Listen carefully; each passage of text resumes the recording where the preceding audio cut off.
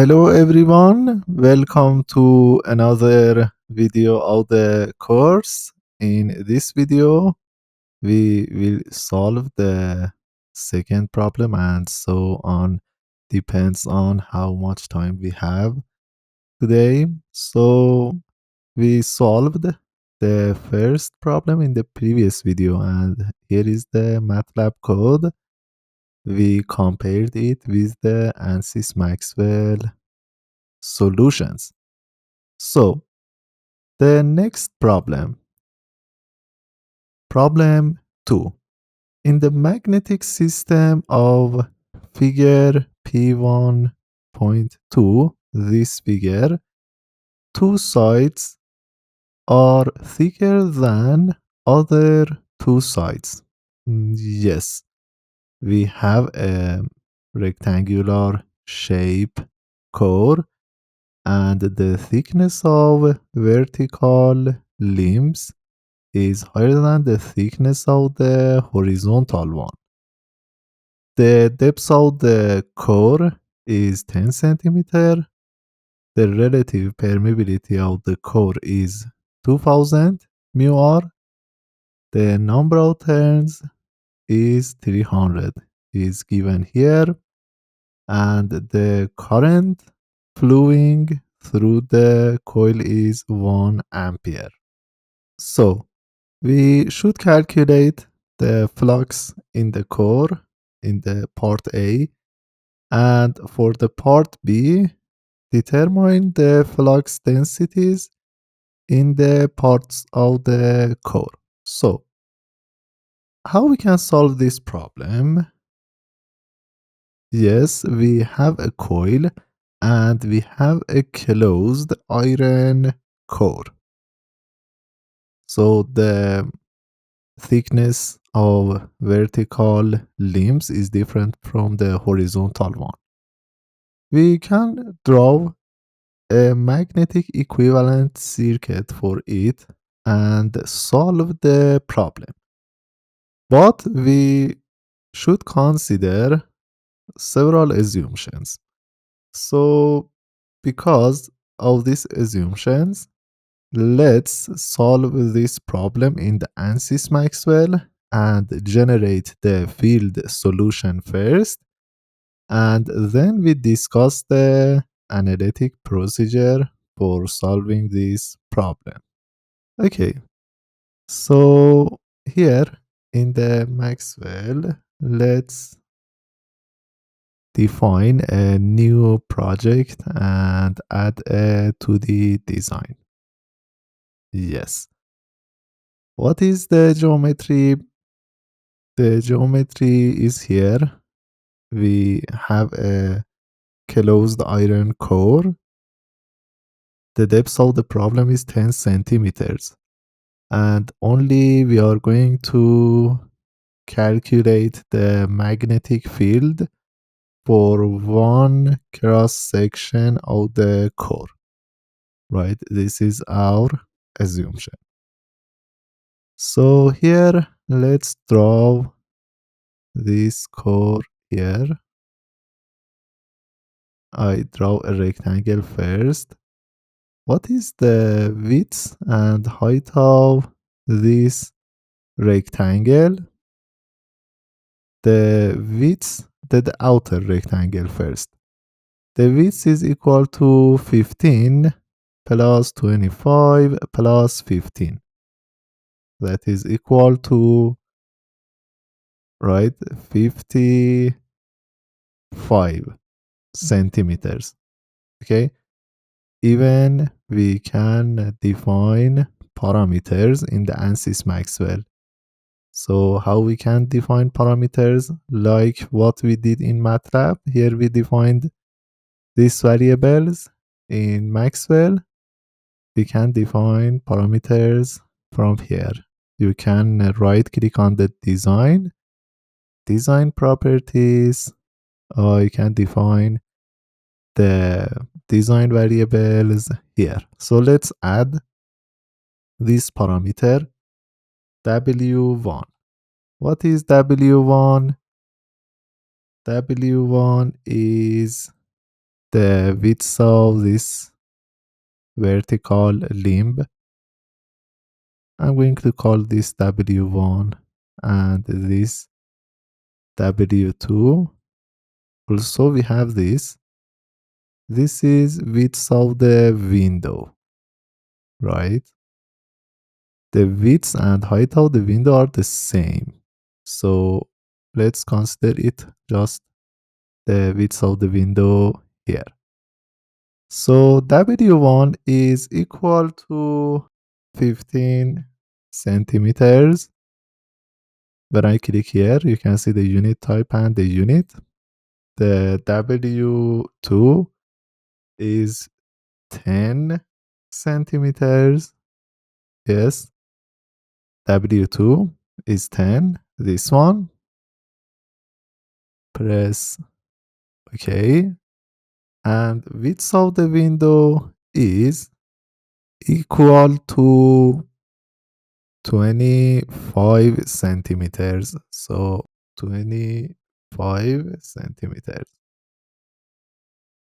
So we have defined these three important variables, and now I can set the dimensions of this rectangle, the width and height of this rectangle, the position, the corner position 0, 0, 0. It's okay, the position of this point. X size is equal to 2 times W1 plus width of the window.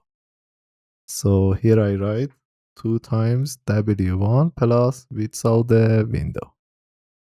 What is the Y size? Is equal 2 times W2 plus width of the window. So 2 times W2 plus width of the window. Okay, this rectangle. And now let's create the next one. So I draw another rectangle here. The rectangle 2. What is the corner point? The x of the corner point is W1.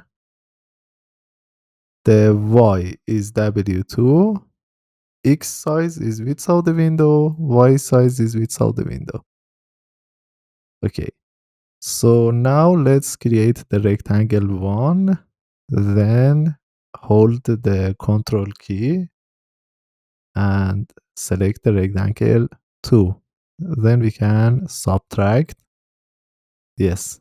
So this is the core. So let's save the project. Here, where is, yes, here are the chapter 1, problem 2. So we generated the geometry of the core, and again I need to generate the geometry of 2 coil arms, right? So here we have two coil arms in one cross section. So we need to define the excitation. Here we can draw this rectangle 3. So the corner point, I want to consider 1 centimeter distance between the coil and core. So here for the rectangle 3, let's select this one, the position. This is W1 plus 1 centimeter, and this W2 plus 1 centimeter. So the X size, let's consider this is the width of the coil actually. So can I define a variable here? Yes.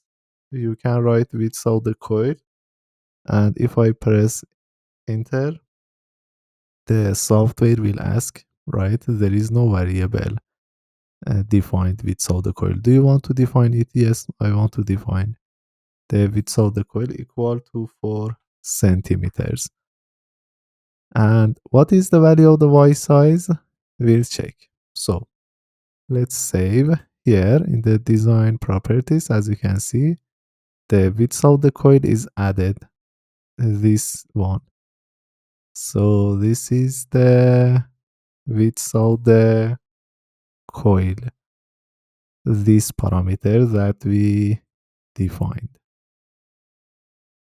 So how much is the height of the coil?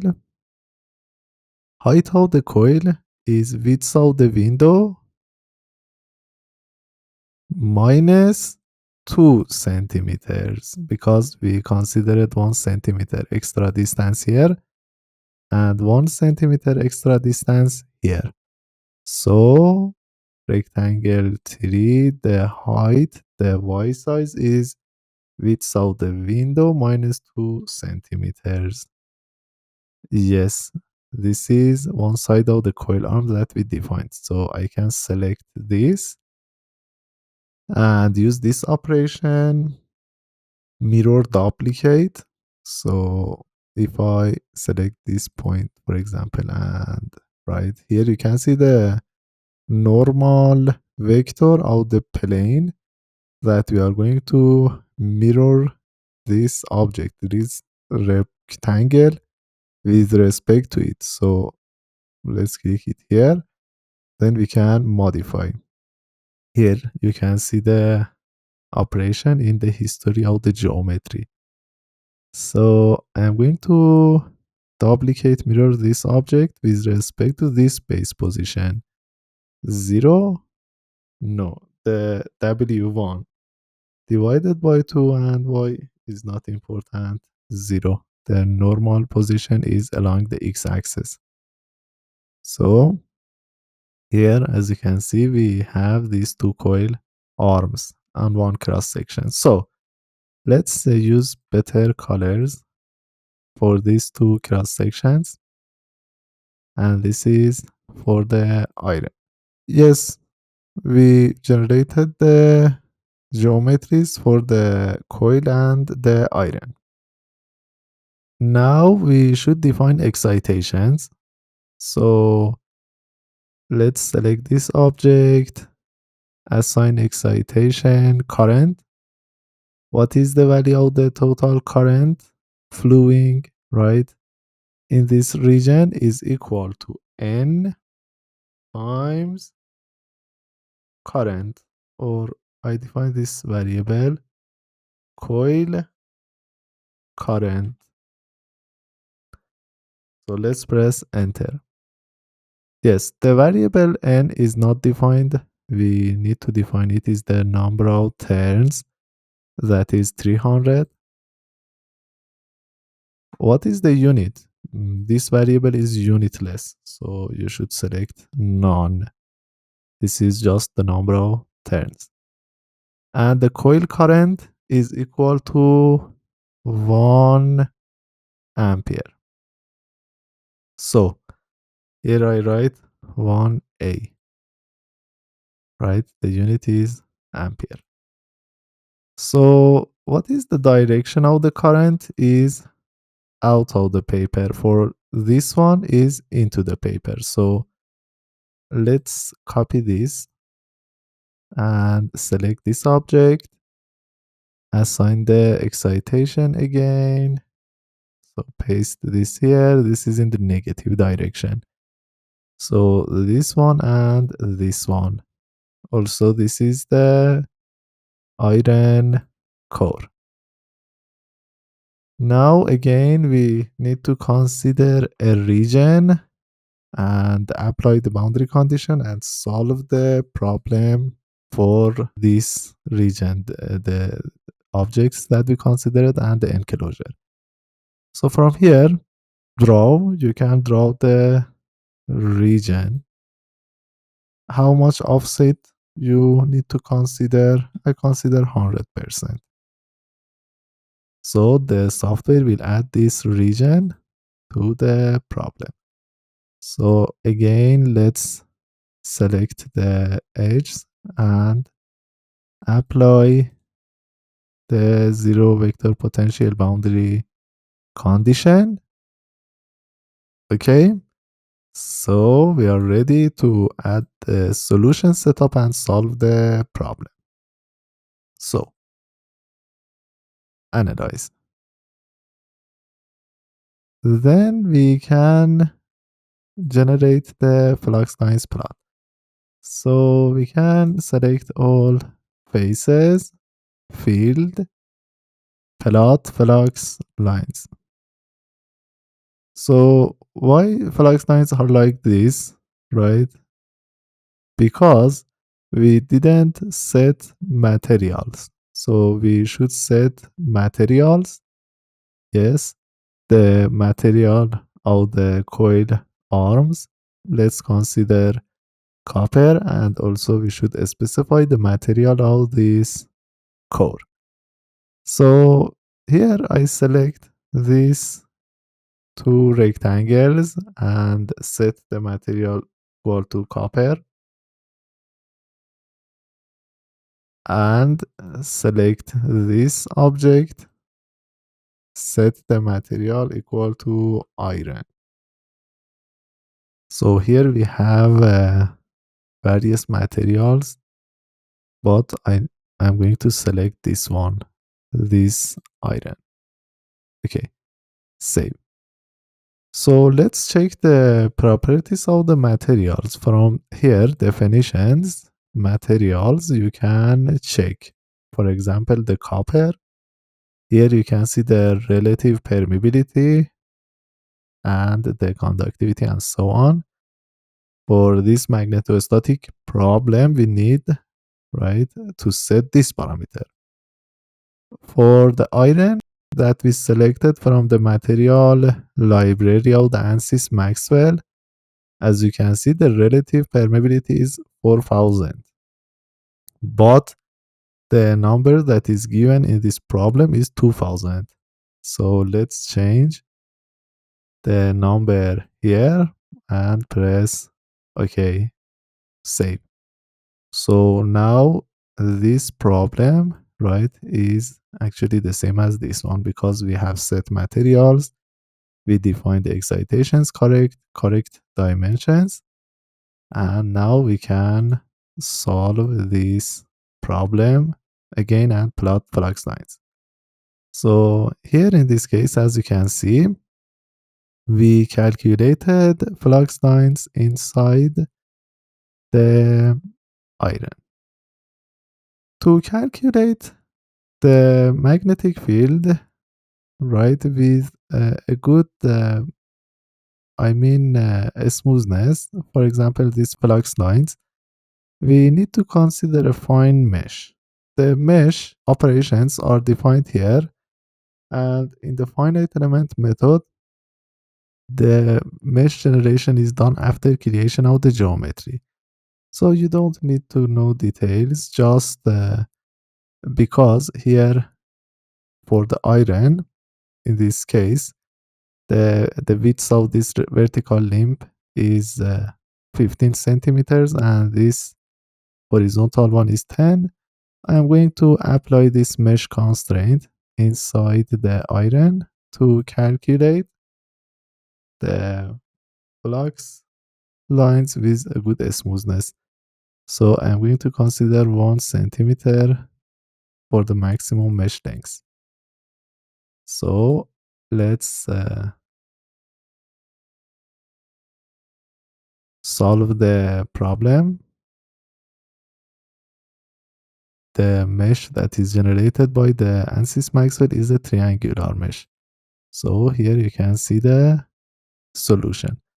And also I can select all regions and plot the solution mesh. As you can see here, we considered a dense mesh for the iron core because we wanted to calculate flux lines with a better smoothness. So we need a dense mesh to calculate field quantities. So let's delete this one, and here you can see the flux lines inside the iron core. So What is the A? Determine the flux in the core. How we can calculate the flux in the core? So we can consider different cross sections of the core, and as you know, the flux phi is integral of B dot A.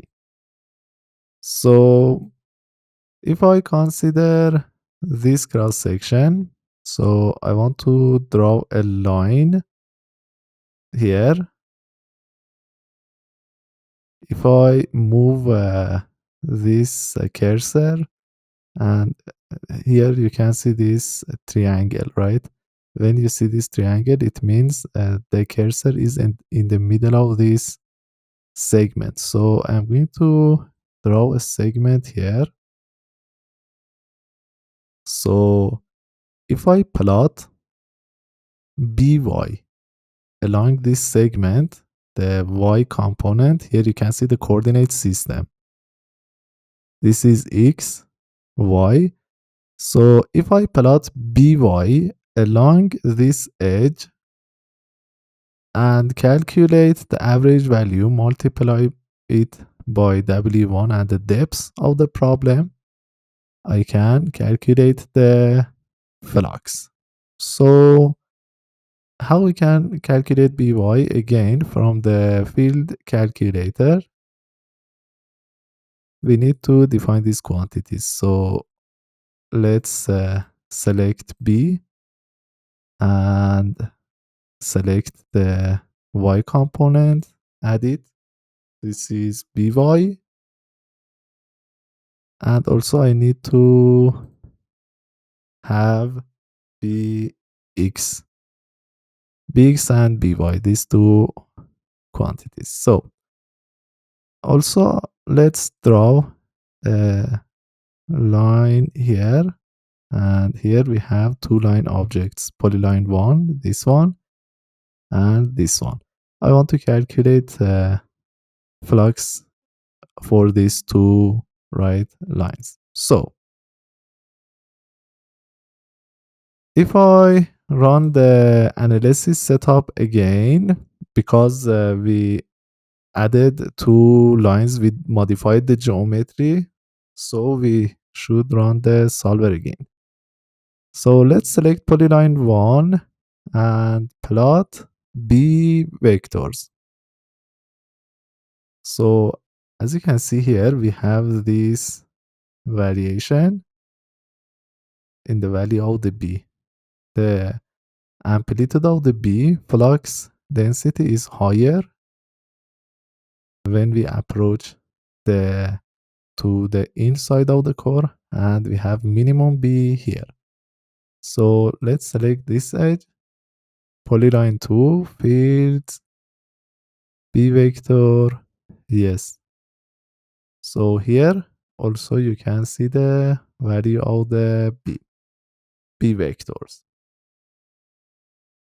You can modify this graph if this is very dense. You can reduce the, spacing maybe between them.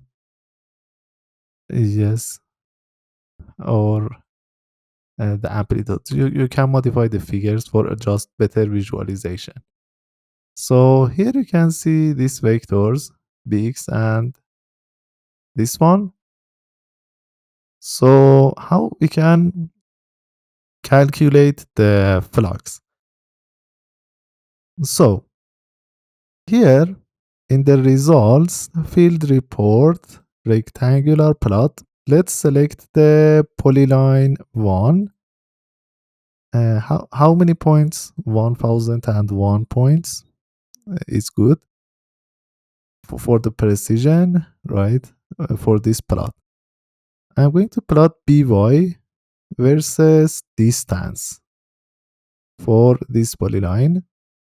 So here, as you can see, this is By. What is the average value? The average value is equal to 0.47. So 0.4722 Tesla is the average value of the B for a vertical limb. Let's multiply it by 15 times 10. 10 is the depth of the problem. Okay, depth W1 is 15 times 1e minus 2. Excuse me, minus 4. Because this is in centimeter and this is in centimeter, so we need to calculate this flux in Weber. So as you can see, the total amount of the flux here for this location passing through this polyline, 1 is equal to this number. If I multiply it by 1e3, we can have it in milliweber. So now let's repeat the problem for the polyline 2. For the polyline 2, I should plot bx versus distance for the polyline 2. Here you can see the variation. What is the average value? Is equal to 0.705. So here is 0.705. The width of W2 is 10. So the value of the flux is the same. Yes, because the flux, right? We know that divergence of B is 0. So the flux that is passing through here, this vertical limb, is the same as this one. The flux is the same, but the flux density is not. For this thicker limb, the flux density is lower, right? As you saw. Here, the average value of the flux density is 0.47, but here the average value of the flux density is 0.7. So can we find a relationship between these two numbers or not? I can write this. So the flux is phi is equal to B average 1 times W1 times depth of the problem, that is equal to B average 2 times W2 times depth of the problem. So this is the same as this one. So B average 2 is equal to B average 1 times W1 divided by W2. Let's check. Let's check. 0.4722 times 15 divided by 10 is 0.708, right? Close to this one. So this is the relationship. However, the flux in the core is constant, but flux densities are different. So these are points that we can understand from this problem, from this question. So how we can solve this problem analytically using equations? Okay, so we used the ANSYS Maxwell software, but I want to solve this problem analytically. Here, let's delete this plot and select all objects. Then plot the B vectors, the flux density field. Also, let's modify it from here. Spacing, reduce the spacing of the field. Okay, more. Just I want to visualize an important point. So, okay. So this is the flux density vectors that we calculated. So we can solve this problem using equivalent circuit. But how to calculate reluctances? How to calculate reluctances in the equivalent circuit? So we know that we have this coil, this magnetomotive force, and we have one reluctance here, one reluctance here, here, and here.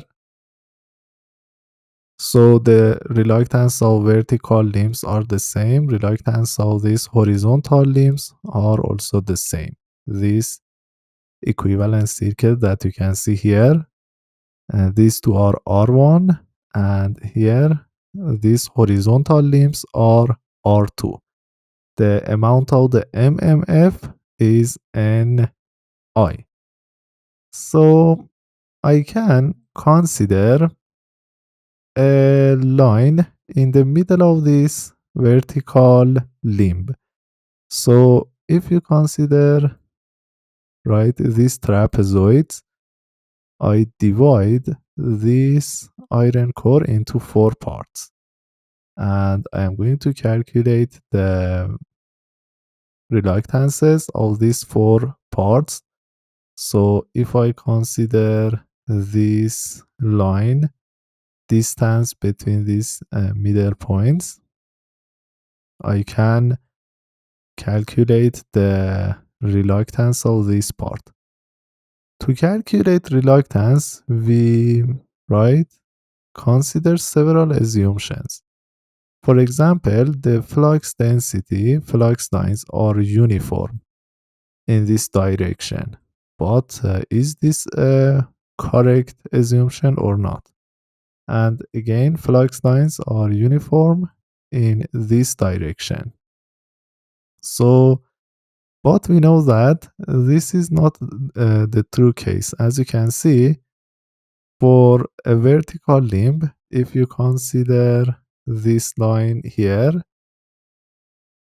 for these points, you have Bx and By. You have both components. So, right, the flux lines are not uniform in each limb. As we generated these flux lines plot and you solve it. So if we consider this assumption and consider that the flux lines are uniform, so I can consider this as L1, the length of this line, and the length of this line, this one, as L2.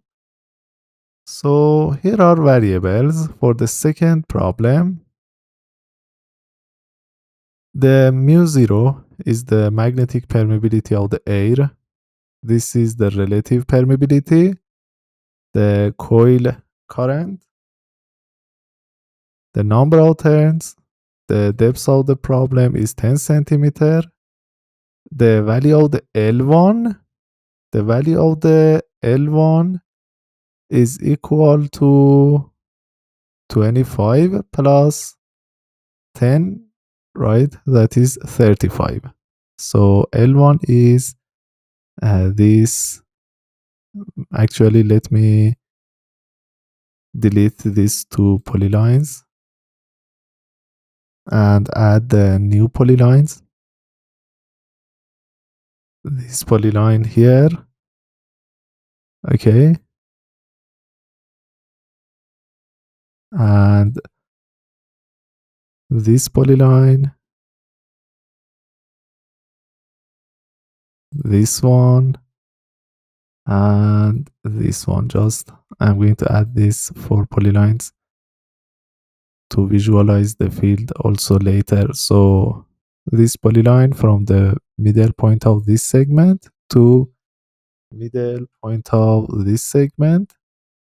So if I select polyline 5, measure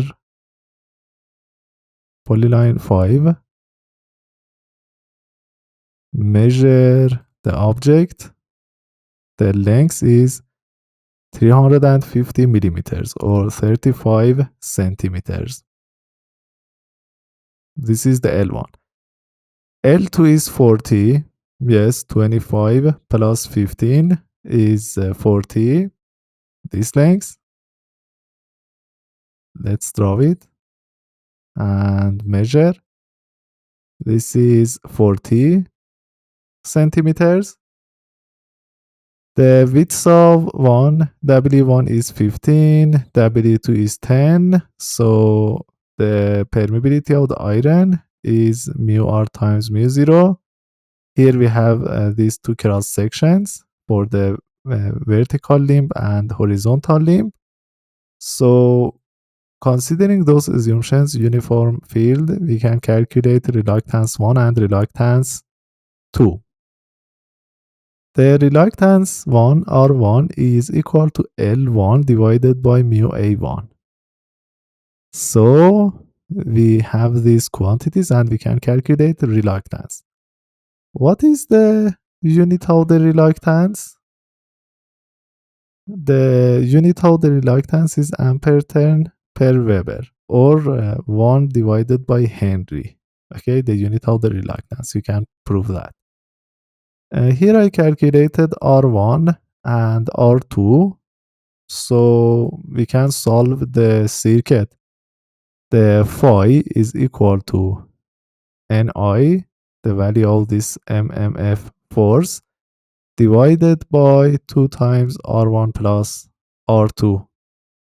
Okay, the summation of these reluctances. And finally, B1 is phi divided by A1. B1 is the average value of the flux density in vertical limb, and this is B2. So here I implemented these equations here. So let's run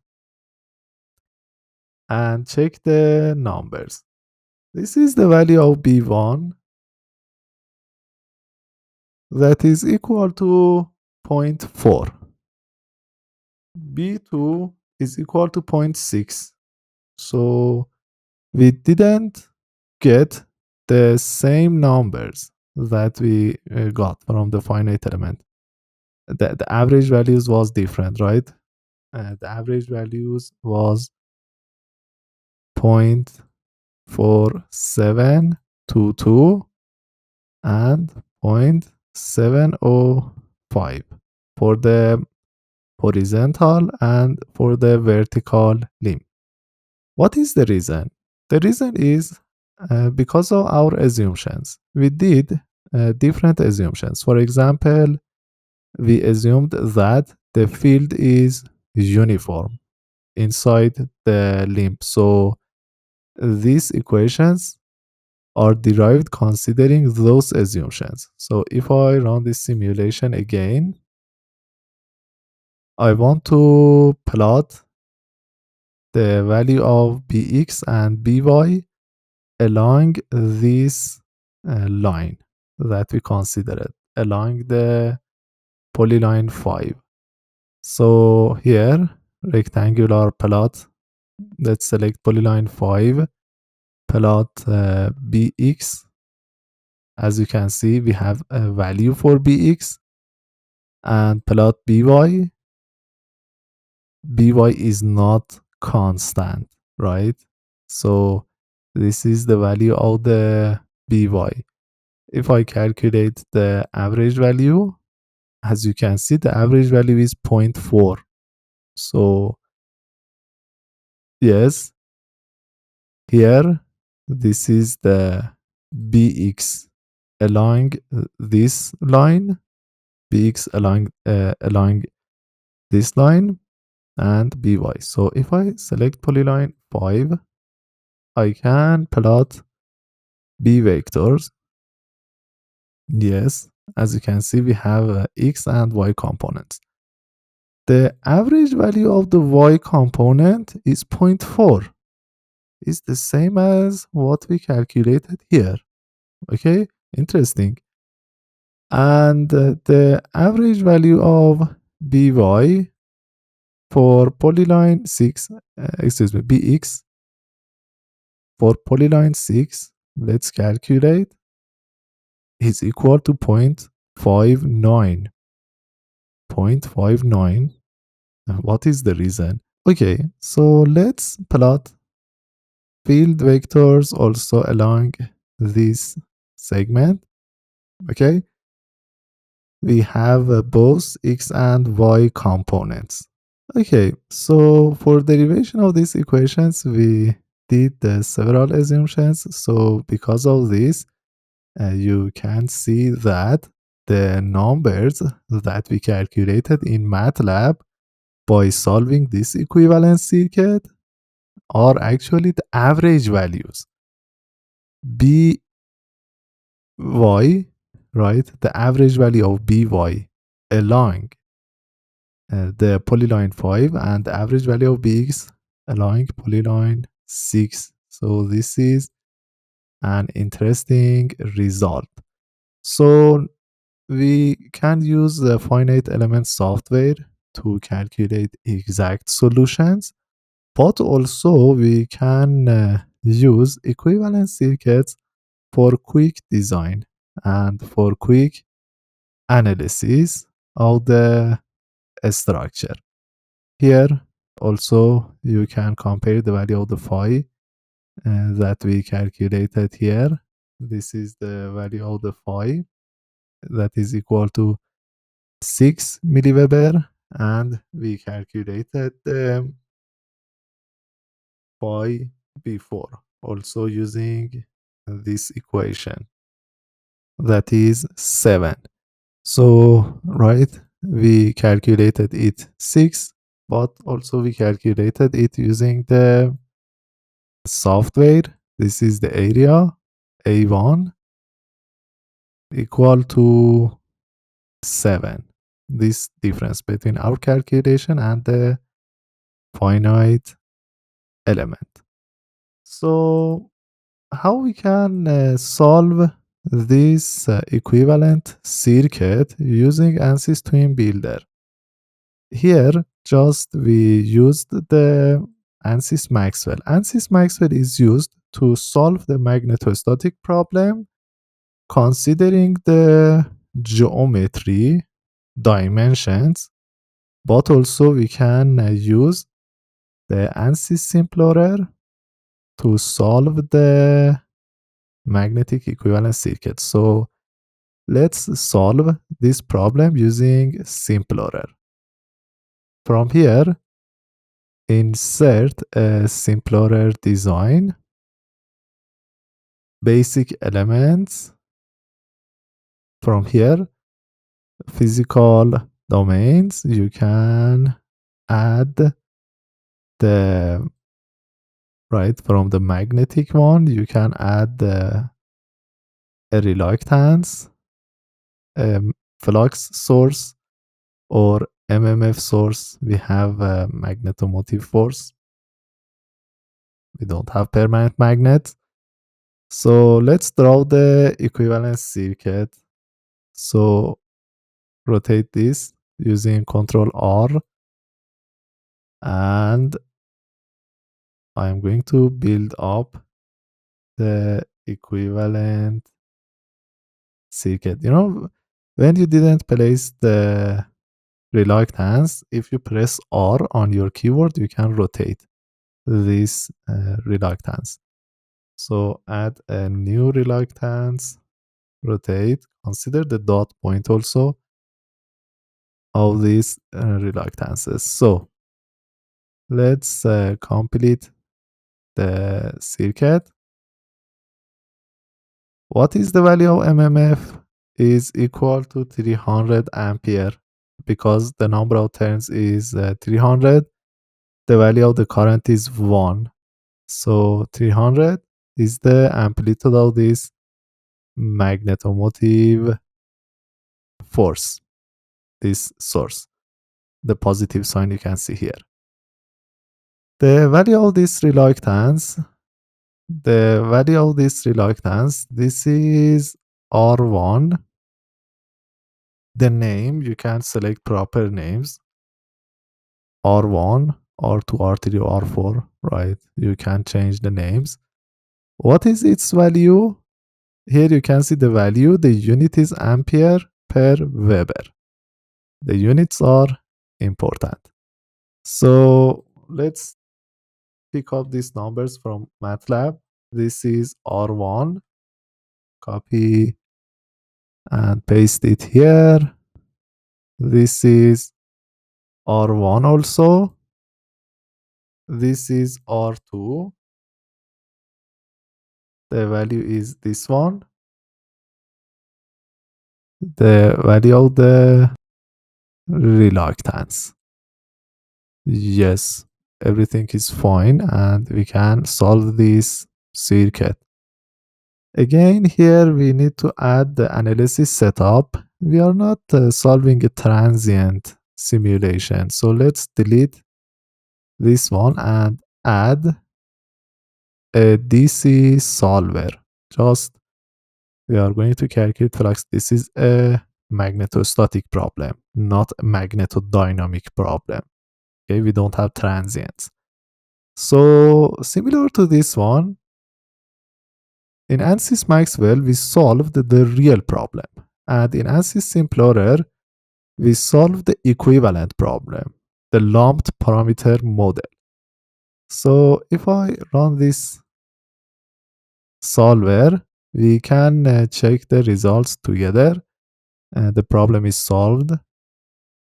From here, create a data table report. Visualize the value of the flux, MMF1 flux. As you can see, the value of the flux is 0.0059 voltage second or Weber, 6 milliweber. The direction is also important. Here, if I plot it, visualize it for the R1, add, you can see the positive sign. Yes. So the sign, the dot point is important. For this element, the dot point is here. And for this element, the dot point is here. So, yes, this is the value of the flux that we calculated. Also, we calculated this phi in MATLAB. And you can also check other quantities. For example, the magnetic voltage, the amount of the drop. Okay, so here you can check the outputs in a sorted way: flux, current, right, all variables and so on. Okay, so using the ANSYS Simplorer, we can draw the magnetic equivalence circuit, set parameters, and calculate the flux as we calculated here in MATLAB. I think it's enough for the second problem. It's too long. So you can repeat the same thing using these two softwares, solve the problem and compare, right? Maybe you can change the numbers, change the dimensions, and try different simulations, because the model that we generated in ANSYS Maxwell is parametric. So you can change dimensions and try other, right, cases and compare your numbers. So let's go for the next problem. The next problem is this one. Problem 3. For the magnetic system of problem 2, find the current I in the coil to produce a flux, right, equal to 0.012 Weber. So in this problem, the current is needed, right? The flux is given, and we need to calculate the amount of the current needed to generate this flux. Yes, we had this equation and we calculated these reluctances. Permeability of the iron is constant. So for different fluxes, when we change the level of the excitation, we have the same permeability. This is important. If we have a nonlinear iron core, the problem is more complex.